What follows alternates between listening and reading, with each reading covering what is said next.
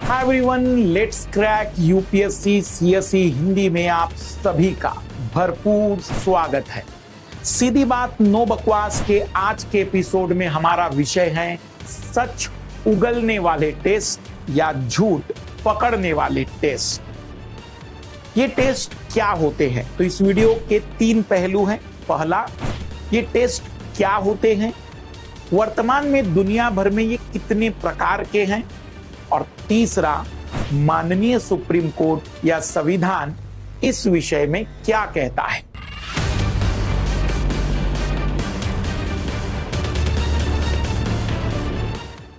तो सबसे पहले सच उगलने वाले टेस्ट कुछ मूलभूत बातों पर ध्यान देते हैं। जैसे कोई व्यक्ति झूठ तभी बोल सकता है जब उसके सोचने की क्षमताएं होती है। कोई व्यक्ति झूठ बोलते समय असहज महसूस करता है, या कोई व्यक्ति अगर कोई चीज जानता है तो उसके मस्तिष्क में कोई ना कोई विशेष प्रकार की गतिविधि होती होगी। ऐसे कुछ मूलभूत सिद्धांतों के आधार पर हम व्यक्ति के द्वारा बताई गई बातों के सच और झूठ का डिसीजन लेते हैं। ये कोई भी टेस्ट 100% सत्य हो, आज तक ऐसा कोई दावा नहीं किया गया, पर माना जाता है कि अधिकतर केस में इससे हिंट मिल जाती है, इससे पुलिस को मदद मिल जाती है कि उस अपराध में व्यक्ति का कोई कनेक्शन है या नहीं। अब दूसरे पहलू पर आते हैं, कितने प्रकार के टेस्ट होते हैं। तो अभी दुनिया भर में यह सच उगलने वाले टेस्ट 3 प्रकार के हैं। पहला कहलाता है नार्को टेस्ट, दूसरा होता है पॉलीग्राफ टेस्ट या लाई डिटेक्टिंग टेस्ट, और तीसरा होता है ब्रेन मैपिंग या ब्रेन फिंगरप्रिंटिंग टेस्ट। ये 3 प्रकार के परीक्षण चर्चा में हैं।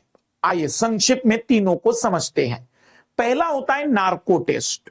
नार्को टेस्ट में व्यक्ति को एक इंजेक्शन के माध्यम से सोडियम पेंटाथॉल या सोडियम एमाइटल दिया जाता है। साधारणतः सोडियम पेंटाथॉल का एक इंजेक्शन दिया जाता है।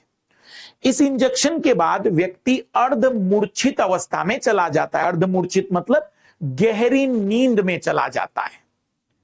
अब इसको थोड़ा समझिएगा। गहरी नींद का मतलब है कि व्यक्ति बेहोश नहीं है, पर वो जगा हुआ भी नहीं है, वो नींद से भी गहरी नींद, जैसे सुबह के समय कभी कभी पुनः एक बार आंख लग जाए तो जो गहरी नींद आती है, जब व्यक्ति बहुत थका हो तो वो जो गहरी नींद आती है, ऐसी गहरी नींद में चला जाता है।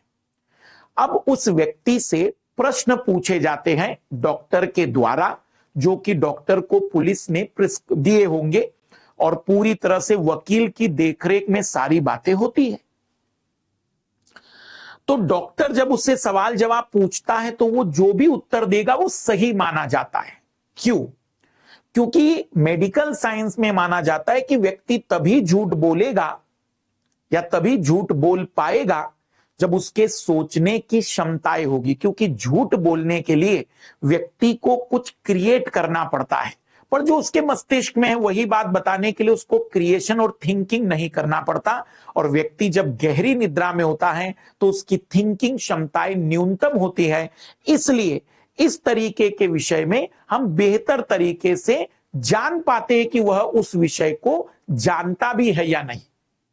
इसे आप लोग, एक मूवी है शायद तलवार दंपत्ति पर बनी हुई, उसे अगर देखेंगे तो प्रैक्टिकली बिल्कुल बना दिखाया गया है कि कैसे नार्को टेस्ट होता है। इस टेस्ट में डर यह होता है कि यदि दवाई की मात्रा ज्यादा हो जाए तो व्यक्ति की मृत्यु भी हो सकती है। दवाई की मात्रा व्यक्ति की आयु, उसकी स्वास्थ्य संबंधी कैसी स्थिति है, या फिर हम कह सकते हैं कि अन्य कई कारकों पर भी निर्भर करती है, उसका बॉडी वेट, हाइट। तो नार्को टेस्ट में हम ये मान के चलते हैं कि व्यक्ति के सोचने की क्षमताएं गहरी नींद के समय न्यूनतम होती है। जैसे मैं आपको इसको प्रैक्टिकली बताऊं, कभी मान लीजिए आप गहरी नींद में हैं और पिताजी ने आपसे पूछ लिया कि गाड़ी की चाबी कहां रखी है, तो आप जहां पर होती होगी वहां पर बोल देते हैं। सुबह या फिर बाद में उठने के बाद आपको पूछा जाता है तो आप कहते हैं मुझे नहीं पता, कि उन्होंने क्या पूछा था, वो एक गहरी नींद की स्थिति है।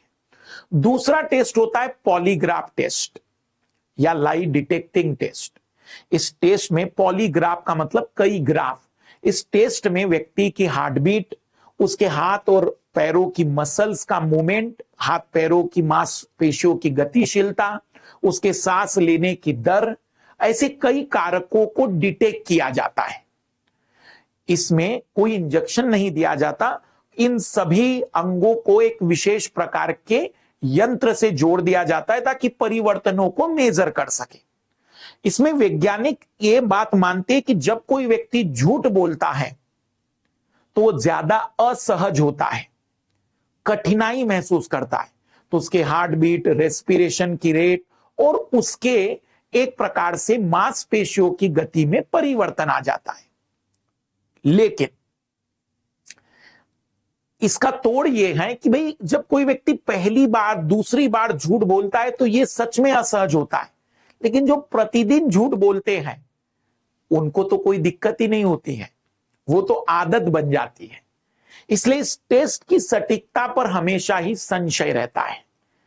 आप यदि देखेंगे तो कई सारे जो विज्ञापन आते हैं उसमें व्यक्ति विज्ञापन जब कर रहा है, नाटक जब कर रहा है, एक्टिंग जब कर रहा है, तो वो भी जानता है कि सब झूठ है, लेकिन उसकी एक्टिंग इतनी बेहतर हो जाती है कि वो उसको दर्शकों को सच के रूप में यकीन दिला देता है।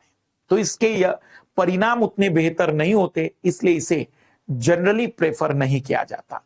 तीसरा होता है ब्रेन मैपिंग या ब्रेन फिंगरप्रिंटिंग। इसमें हम ये मान के चलते कि यदि व्यक्ति का किसी पर्टिकुलर घटना या अपराध से संबंध है तो उसके मस्तिष्क में जब उस घटना या अपराध की शब्दावली पुनः जाएगी, जैसे सुनाया जाएगा, उसको एक कंप्यूटर से उसके मस्तिष्क पर सेंसर लगा दिए जाते हैं और उस सेंसर का कनेक्शन एक कंप्यूटर से होता है। अब उस व्यक्ति को उस अपराध या घटना की शब्दावली, शब्दों को रखा जाता है। हमारे दिमाग में P300 नाम से एक वेव उत्पन्न होती है EEG में। जैसे एक हार्ट का ECG होता है, वैसे दिमाग का EEG होता है। कमेंट्स करके फुल फॉर्म बताइएगा, देखेंगे कितने लोगों ने सुना है। तो इस EEG में यदि P300 नाम की कोई तरंग उत्पन्न हो जाए तो हम ये मानते हैं कि वो व्यक्ति उस घटना या उस अपराध की शब्दावली को जानता है, मतलब उसका उस घटना से कोई ना कोई संबंध है। एक अच्छा टेस्ट है, लेकिन इसमें भी कमियां हैं। अब मान लीजिए कि कोई घटना हुई, समाचारों में, अखबारों में उस घटना का विवरण आया, आपने उसको पढ़ लिया और फिर आपका भी अगर टेस्ट किया जाए तो आप भी P300 रिलीज करेंगे।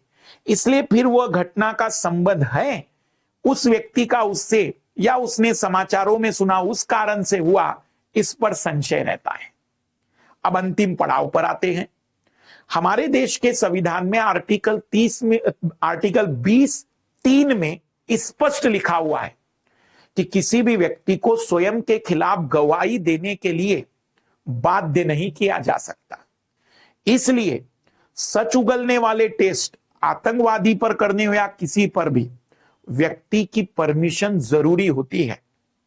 कुछ मामलों में छूट की बात चल रही है, लेकिन अभी माननीय सुप्रीम कोर्ट ने 2010 में स्पष्ट कर दिया है कि बगैर उस व्यक्ति की सहमति के आप ऐसे टेस्ट नहीं करा सकते। आप कहेंगे सर वो सहमति क्यों देगा?